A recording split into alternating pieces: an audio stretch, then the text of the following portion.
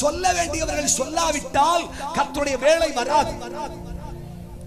அப்பா நல்ல ஜெப வீரர், மம்மி நல்ல பிரேயர்ஃபுல் லேடி. அல்லேலூயா சொல்லுங்க. ஜெப வீராங்கனை உபவாசிச்சு ஜெபம் பண்ணுவா. ஆமென். பிள்ளை கல்யாணம் நடக்கணும், ஆண்டவரே பிள்ளை ஆசீர்வதிக்கணும், பிள்ளைக்கு ஞானத்தை கொடுக்கணும், புத்தியை கொடுக்கணும், அறிவை கொடுக்கணும், கிருபையை கொடுக்கணும், எல்லாம் வேணும் தான். ஜெபிக்க கூடாது, ஜெபிக்கிறோம். ஆமென். பிள்ளை படிச்சு முடிச்சு ஒரு வேலையும் கிடையாது, வீட்டுல சும்மா இருக்குது, அவ்வளவு மன கஷ்டமா இருக்குது. ஆனா பிள்ளை என்ன செய்யும் தெரியுமா?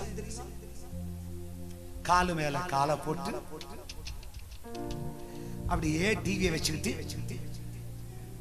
செல்ல மக்களே பாமா குடும்ப ஜெபத்துக்கு, அட போடி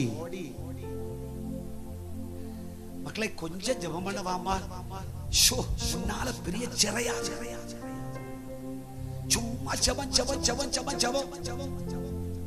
உன் வீட்லயும் பறந்த பாரு, காலை ஆட்டிக்கிட்டு ராஜ் டிவி, சன் டிவி வரிசையா போயிட்டு இருக்கு, கே டிவி, வேற என்ன டிவி, இப்படி பல டிவியை உருட்டிக்கிட்டே இருக்கு.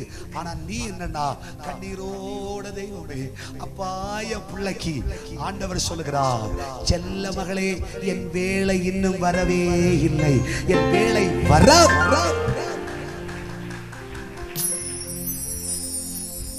ஒரு நல்ல புருஷனை தாரும் என்று கேட்க வேண்டியது யாரு? தாயா கேட்கணும்? கல்யாணத்துக்கு காத்திருக்கிற பிள்ளை கேட்கணும் இல்லையா? ஐயா நல்ல ஒரு மனைவியை தாரும், இது யார் கேட்கணும்? அப்பாவா கேட்கிறது? ஏற்கனவே அப்பாவுக்கு மனைவி ஆண்டு குடிச்சிட்டேன் இல்லையா?